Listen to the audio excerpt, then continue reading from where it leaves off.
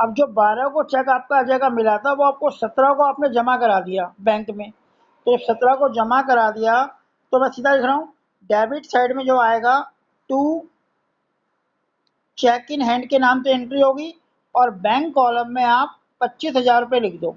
अब मैं डायरेक्ट बता रहा हूँ, टू चेक इन हैंड और बैंक कॉलम डेबिट साइड में, बैंक कॉलम में 25,000 रुपये करो इसे। अब मैं ऐसे बता रहा हूँ, आप खुद एंट्री कर दो, मैं फॉर्मेट नहीं बना रहा बेटा उसका, आपको सोल्यूशन भेज दूंगा मैं इसका, ताकि आप चेक कर सको कि सही करा है नहीं करा।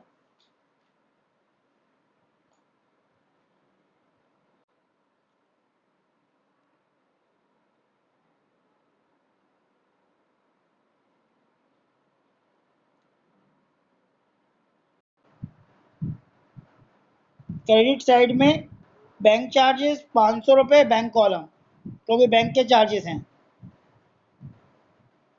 बाय सॉरी टू नहीं बाय आएगा, बाय बैंक चार्जेस 500। अगले पॉइंट में आते हैं, वेरी गुड। अगला पॉइंट देखो, इंटरेस्ट चार्ज बाय बैंक, ये भी इंटरेस्ट चार्ज कर रहा है बैंक, पैसा लेगा, ये भी क्रेडिट साइड में बाय इंटरेस्ट या बैंक इंटरेस्ट और बैंक कॉलम में 2500 आ जाएगा।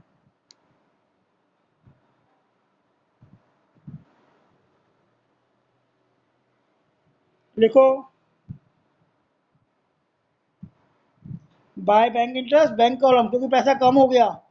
अगला receive cash from Ramesh, Ramesh से कैश मिला है तो डेबिट साइड में टू रमेश, टू आएगा डेट डाल के, और कैश कॉलम में 28,000 आ जाएगा, क्योंकि उसने कैश दिया है आपको तो कैश कॉलम में आएगा। डेबिट साइड में कैश कॉलम में टू रमेश करके 28,000 लिख लो। अगला paid Sunita life insurance premium cheque 15,000। बेटा लाइफ इंश्योरेंस जब भी पे किया जाता है, ये ऑनर है सुनीता, इसने अपना रसीद पे किया तो ड्राइंग मानी जाती है, ध्यान रखना ये ड्राइंग होती है और ड्राइंग की ट्रीटमेंट वही होगी। अब वो पैसा विड्रॉ कर कुछ भी करे, बिजनेस में ड्राइंग कर ली ना, तो क्रेडिट साइड में क्योंकि चेक के थ्रू किया है, बैंक कॉलम में 15,000 आ जाएगा और पर्टिकुलर में टू ड्राइंग आएगा। मालिक ने पैसा निकाला है, चाहे वो उसका कुछ भी करे, टू ड्राइंग लिख के बैंक कॉलम में 15,000 क्रेडिट साइड, ये लिख दो।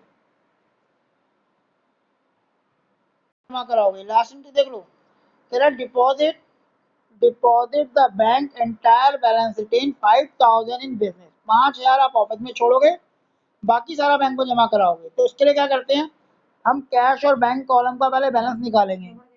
कैश और बैंक कॉलम का बैलेंस जो आप निकालोगे, माना एक कैश कॉलम है और ये बैंक कॉलम है, और इस साइड यहीं पे कैश कॉलम है क्रेडिट साइड का और ये बैंक कॉलम है, ठीक है।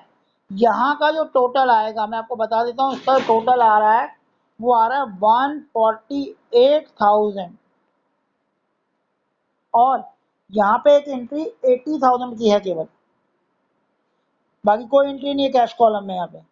तो 148 में से 80 माइनस करते हैं हम, अगर मैं 80 माइनस करता हूँ तो मेरा बैलेंस बचता है 68,000।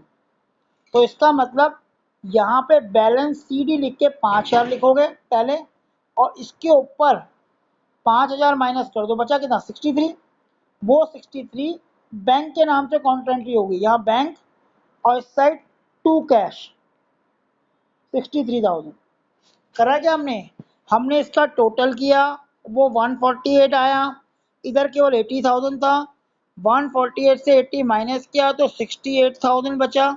क्वेश्चन कह रहा है 5,000 छोड़ने, अदरवाइज बैलेंस 68 आता है यहाँ पे, 5,000 लास्ट में लिख देना और एक लाइन ऊपर बचे कितने 63, ये काउंटर एंट्री हो जाएगी डिपॉजिट इनटू बैंक। तो यहाँ पे कैश कॉलम में 63 बैंक के नाम से, और यहाँ बैंक कॉलम में डेबिट साइड में बैंक कॉलम में कैश के नाम से एंट्री हो जाएगी। ये पॉइंट है, ध्यान से देखो, अगर कुछ पूछना पूछो, क्वेश्चन करोगे और क्लियर होगा। बाकी बैंक का बैलेंस आप वैसे ही करोगे जैसे करते हैं, जो बताया था, टोटल में से अमाउंट लेस कर दोगे, ठीक है, क्लियर। देख लो बेटा एक बार ध्यान से।